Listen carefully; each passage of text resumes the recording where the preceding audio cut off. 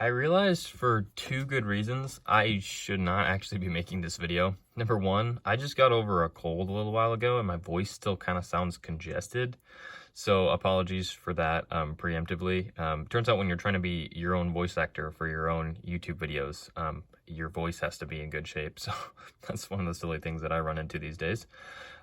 Secondarily, the content covered in this video is a little bit redundant, which kind of gets under my skin because I don't try to make videos just to make videos. I try to make them to show off the things that I've made and try to keep that unique and fresh if I can help it. I've been kind of experimenting with posts and stuff too on my channel because I've been sort of trying to figure out like what makes the most sense as far as displaying this content. And I think doing presentation videos like this is what's most fun for me. Part of me is a little concerned that it's not fun for other people watching, but I don't know that I really care too much because I enjoy making the presentation videos. That being said, the presentation of these particular projects is not really new, which is kind of annoying. What I wanted to explain a little bit about though is the nature of using my tutorial videos, because I primarily started making tutorial videos for my original tank designs and such on my YouTube channel so that I could use them. That was back when I started my YouTube channel about a year ago, where I said, hey, I built the Sherman tank, which is a French tank from the First World War, and I love that model so much I was worried that I wouldn't be able to put it back together based off memory, and as well I couldn't. So what I did is I started recording my videos to be able to make sure that I could go back and build that tank. Funnily enough, since going back now and looking at it, I want to rebuild my Sherman, knowing that I can. But it was sort of that freedom of thinking that my video was stored somewhere and I could be able to go back and put it together if I really had to, and I wasn't worried about losing that that information. With that being said, that has been really, really great for me because I've been able to build great models, in my opinion, that I've enjoyed a lot making. At the same time, I've also been able to modify them and change them as I sort of, move through my own process and make everything better. So in that regard, these tanks that are sitting in front of you, yes, are my actual, original design models that ultimately people have already seen all the features and such. But these two particularly are actually rebuilt from the ground up. I built these again just sort of as an experiment to test my own system and see what pieces I can modify and play around with. I made lots of changes in between them. They're small changes, but I made lots of changes. It was sort of just a testament to my system and to see that it worked. And I really liked being able to have the freedom and do what I wanted to for that. So I kind of just wanted to show that off. These are two completely different tank models than I've ever shown before. They're completely redesigned. Again, I know they don't look tremendously different, but I had fun building them and I have fun presenting them. So I'm just going to keep doing what I know how to do. I don't remember which video it is in, but I remember saying that I wanted my YouTube channel to sort of just be a montage of me trying to get better and evolving my build style. And I think videos like this are sort of just check-ins for me too, to remind myself, like that's what I've been doing and that's what's been going on. And it's fun for me to go and watch those videos and compare things and stuff too. I don't know if that journey is really fun for other people, but I'm really enjoying it. So anyone who wants to come along for the ride is very welcome. We're starting with the M4 Sherman here. This again is inherently by definition the same design that is on my tutorials. I used my own videos to put this together, but I also had the freedom to modify as I went along, which was really, really fun. So I wanted to talk a little bit about the modification. To be able to use different pieces in different areas to change how the model is put together has been really freeing and really nice because it means that I don't have to worry too much about piece selection. I primarily change colors when I go through and change these things. This is not the same M4 Sherman that was featured based off color selection or how I wanted to do functions, but on top of that, I can pull it apart and change things if I want. I wanted to change my engine deck. I didn't end up doing it. I have dreams of doing a serviceable engine piece in there someday, and I did actually redesign my glacis plate with a machine gun in the front of it, and then I didn't like it and I pulled it back out because I have yet to still put the appropriate machine gun on the front of my M4 Sherman. I mentioned this a bit before. I build in sort of like a retro style is what I like to call it. I like to use a little more vintage pieces, a little more classic shapes and builds that's not too intense. People try really hard in sort of this genre of Lego building to hone the detail in really, really impressively, and I love that, but it means that you get a really weak model that's no fun to play with. It's no fun to pull apart or look at or anything because it's pretty much just only there for a display. But I have mentioned before that I make play models if I can help it. I'll move this out of the way. So this is my M4A3 Sherman. This is just how it is. The dimensions are all the same, obviously, as the original tutorial and stuff too, with a few changes that I went down the line as I put it together. I have had problems with the turret recently. I've been thinking about the turret just in dimension of the body. I think when you look at the side profile, it looks less like the M4 Sherman than I like to because the turret is big. I think it's a pretty decent model as it is, but I'm still considering maybe a turret redesign and seeing how that looks. This is the M476 though. The 75. I wanted to do a 76 gun, but I've done only 75 so far, or maybe the howitzer one, but I've only done the 75. Though I'd have to redesign the turret to do the 76W if I wanted to do a longer gun, though I'm lazy and I can't get around to it. The main thing I changed when building this again is I changed the suspension, as people may know. This is a more complex suspension system with the bogies, for the wheels. I've also experimented with an idler wheel to check to see if I could make this not have a gear on it, though it rolls the best with a gear because, like I said, play function is important to me, so the wheels roll well and it does, what it needs to do. Aside from that, it's primarily the same. I've obviously swapped out all different kinds of pieces. I do all kinds of different tow hitches and different things in the back. There's places to put tools, all different kinds of ways to stack material and stuff as well. The turret's fairly the same. I did other little hooks and a different ventilator cap, and I used a flex tube for an antenna this time, which is something I hadn't tried before. And I've made a custom crew too because I have pieces for that as well. Obviously, I changed the stripe from white to yellow now, which was another thing I tried. I think having the freedom to be able to do that makes the building of it really fun. It's sort of like putting together my own Lego kit, which I have ultimately designed, which is really cool. I have my two crew members in there who do actually fit all the way in. I feel like that's an impressive feat in itself to be able to say that you have an M4 Sherman that you can fit, you can fit two guys in here laying down.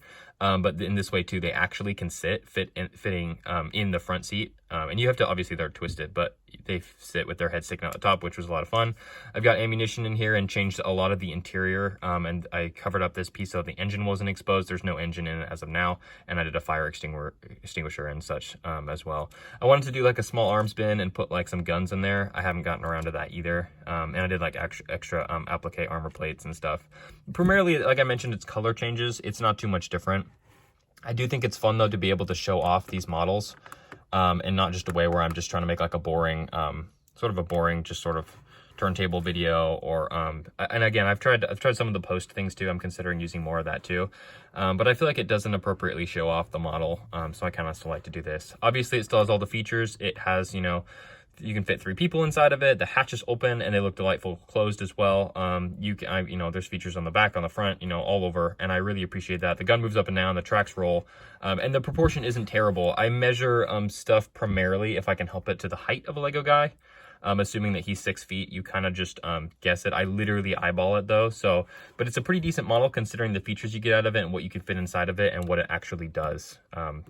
Yeah, this is my M4 Sherman. I'm very, very proud of it. It was, this is actually a tank. Funny story, the M4 Sherman was a tank I told myself I would never build out of Legos because I thought so many people had done it that it would be too hard for me. And I don't like to copy people. I try really hard to make it novel. But yeah, this is it. This is the M4 Sherman, and I think that she's a pretty good looking beast. But I also might make another video in a year or so, and she might be completely different. The next tank here, that's part of my Normandy tank series, is the Panzer IV Ausf G. My original Panzer IV designed was an Ausf D, sort of an amalgamation actually between them because I didn't know what I wanted out of a Panzer IV. I never built a Panzer IV before, and I never built even a German Panzer before. That was the very first one I had ever designed, was the Panzer IV. But it's one of my favorite tanks in all of history, and I really, really like it. I think it's really quirky and really just enjoyable to look at.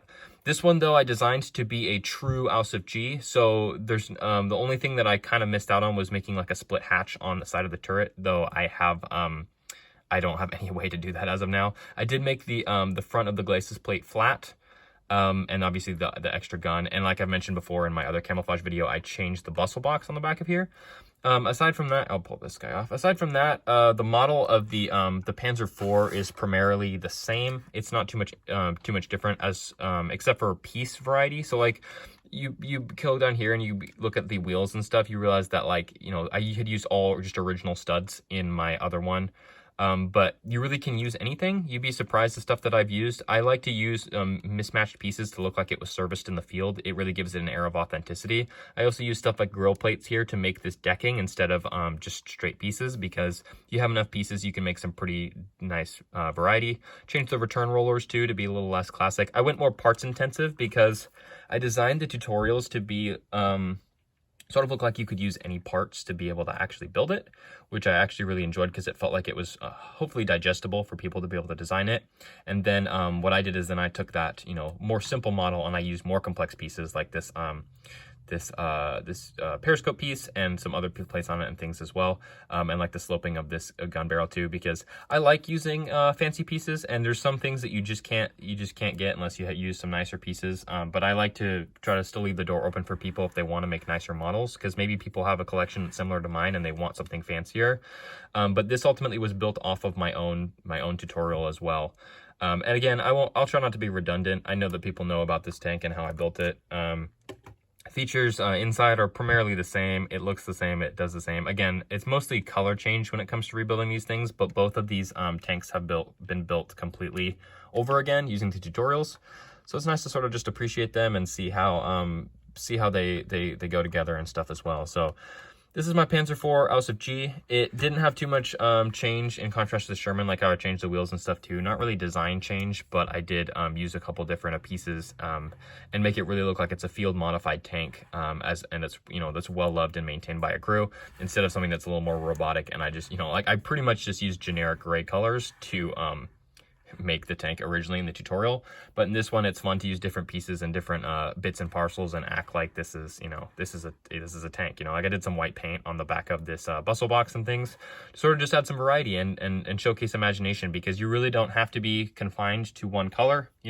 I'm lucky enough to have a lot of these parts in gray. I've got a bigger Lego collection maybe than most, but I still want to present this in a way that people can be able to build it if they want. They don't have to feel like they're trapped by the lack of pieces that, maybe they have, because when it comes to stuff like this, that's very, very fair, just part selection and stuff too. But this is sort of just proof that it can be done in other ways, and it doesn't have to be done purely to my tutorial.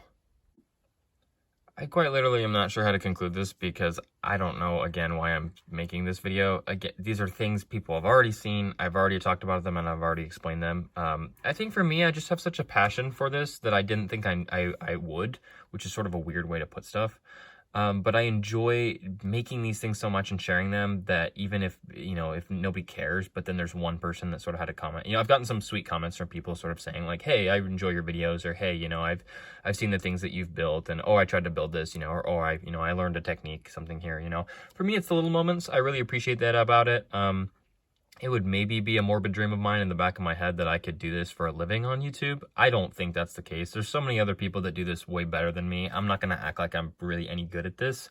But I really, truly just enjoy it so much. So having a chance to share my models and talk about them, and to have people, to have some people watch, even if it's just a few people and they're saying like, yeah, we enjoy this, like that's a really cool thing. And I can't, accentuate how much that's a cool thing. And it makes me just want to keep, sort of making stuff and explaining, and it makes me passionate about it in ways I didn't think that I would be, which has been a really cool thing. So thank you for all the people that are subscribed. Genuinely, it's a cool thing to think that people want to see, the stuff that I make.